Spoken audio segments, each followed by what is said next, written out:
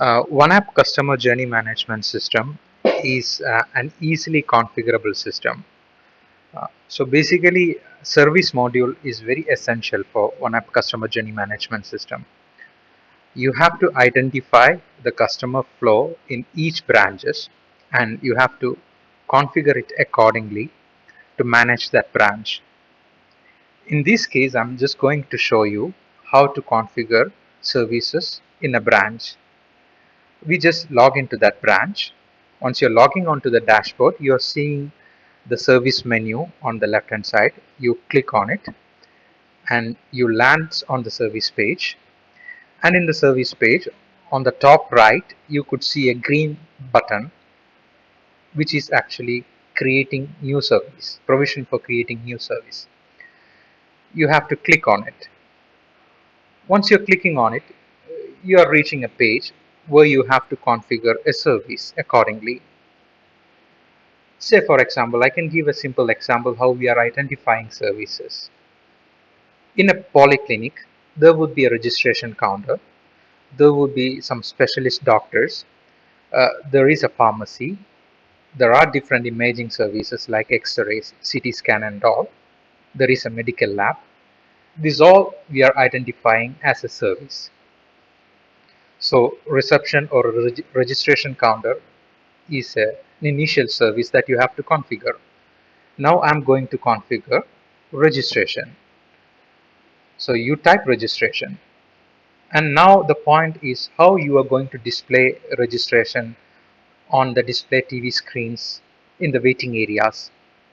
In this case, we want to display it as a registration itself, so we are keeping the display name blank. It means that it would be fetching the name itself as a display name. Now you have to configure the token numbers.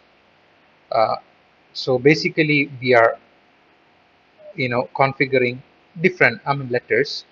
Say for example, we are configuring R101 as the first token. So we typed R, we are typing 101, and now what you have to do, we have to give an expected waiting time for each tokens. Here in this case we are giving a sample expected waiting time as 10 minutes. Normally in reception 10 minutes is not needed because tokens would be moving very faster. This is for basically doctor's counter or maybe a medical lab or something like that. Now we have to configure what type of services that you are configuring. If you're choosing a simple service, say for example, if you're choosing a simple service, what does it mean? Simple service is a service like registration or a counter where you are only fetching certain basic information like name or email address if necessary. In case if you are fetching an advanced service, this would be the case. For example, an advanced service configuration can be done in an insurance counter where maybe government ID card might be necessary, a patient's exact blood group might be necessary, a certain kind of other informations we have to configure. It can be configured through this advanced service configuration. Now for the convenience we are keeping it as a simple service.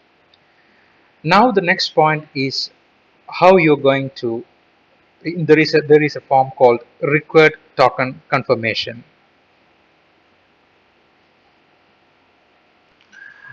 In case this form required token confirmation is basically for someone who is taking a token for a doctor, and this token number has to be confirmed from the reception.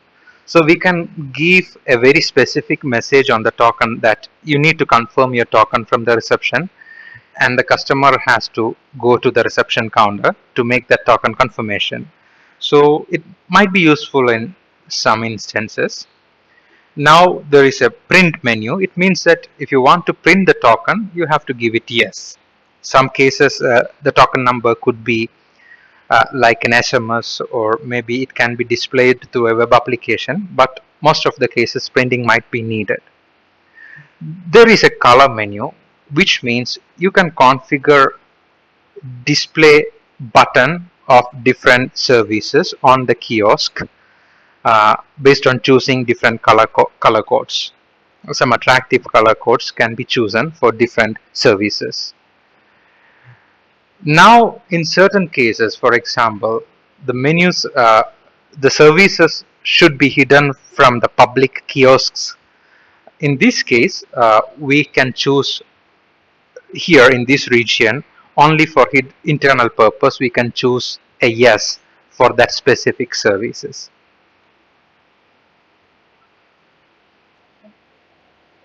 Only for internal purpose.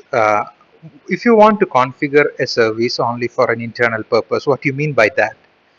Basically, you look at a lab service. It's not something a customer directly walks in and takes a token directly to the lab. Sometimes the customer has to go to the reception or registration counter and make a payment and take a token to the lab. He goes there and he tells that I need a lab service. In these cases, lab service shouldn't be displayed on the public kiosk. So you can keep it a yes there. It should be hidden. If you don't want to, now this case is registration. We are choosing it a no button. So basically, OneApp customer journey management system has a mobile application also. So here you're seeing, file upload image services. For each services, you can upload a custom image. It can be displayed on the mobile application. What we're going to tell right now is how you're going to configure main service. Say in this case, it's not, we don't have to configure anything there because registration itself is a major service and people normally comes to registration.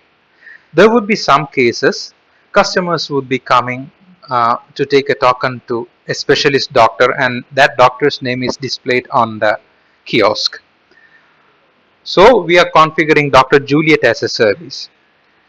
And if someone is taking Dr. Juliet's token, he should be transferred basically to the registration counter to make a payment or, basically do a check-in for Dr. Juliet's token. So in that case, we have to choose registration as a main service for Dr. Juliet's service. Here now we are keeping it blank. Now the next button is required check-in. What do you mean by required check-in? Basically, OneApp has web application, mobile applications and all, and someone is taking a token through the web application and he's just walking in. So there is an option for him to do a check-in that he's arrived there through the kiosk, or maybe it might be through the registration counter. Now there is an option called main transfer service. In this case, we are configuring a service like lab, medical lab, or imaging services. So normally these all services might be prescribed by a doctor. And if you're configuring lab as a service, you should be again transferred to registration counter or cash counter to make the payment for lab. So you have to give that information like cash counter as the main transfer service once you're configuring lab as a service. And there is another form which is called a HAS report. What does that mean? Basically, certain services like lab or imaging services, there would be different kinds of reports. So you can just give information to the system that in this specific service there is a report available for that service. So now we are discussing about walk-in up to date. What does that mean? For example, we can basically set a date there. Say for example, we are inserting a date. We are choosing a date, May 31st. What do you mean by that? It means that tokens could be taken up to that date. And if you're specifically choosing a time like walking up to time, we give a time there, say evening 5 p.m. It means that a token can be taken for a specific service up to date May 31st and up to time evening 5 p.m. And we also can configure number of next walk-in available dates. It basically means that you could set 7 days. It means that for the next 7 days, tokens can be taken easily.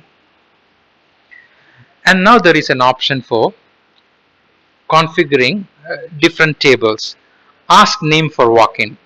If you're choosing yes there, on the registration kiosk, once someone is doing the registration, the person's name can be asked. If you're choosing name is required for walk-in as yes, it means that entering that name is mandatory. In the same manner, you can choose yes for ask email for walk-in, which means that there would be a form for entering email address once a customer is walking in and taking a token, but it's not mandatory. And in the same manner, the next form, email is required, means it's mandatory. And there are further options for sending SMS as a notification for customers. If you're choosing yes, there would be a configuration for SMS, and there is provisions for two-way SMS and normal SMS.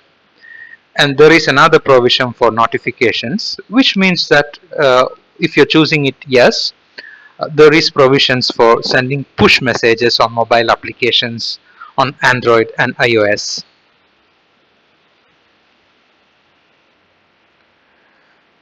Once you configure a service, the essential important part is to configure service time details. You have to configure service starting time, ending time, and token starting time, token ending time, and the maximum number of tokens that can be issued for a specific service in that service details table. So basically, here there are 7 days on a week. Say for example, on Sunday, service is starting at 9 a.m., 9:15 a.m. So you give a service starting time as 9:15 a.m. Then you can choose, maybe the service is ending, it's still 9 o'clock in the PM. So we are choosing service as a 9 o'clock till night, we are offering that service.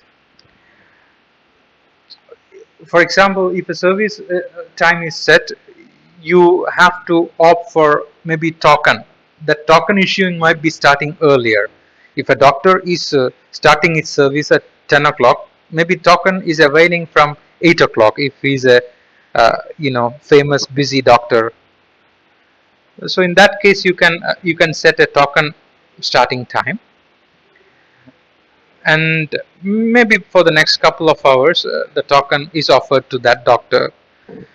And apart from that, you can set the doctor is giving service to 100 people per day, so there is a provision to offer 100 token slots accordingly. In the same manner, you can configure each days according to the kind of services offered in those days, and you just have to submit it.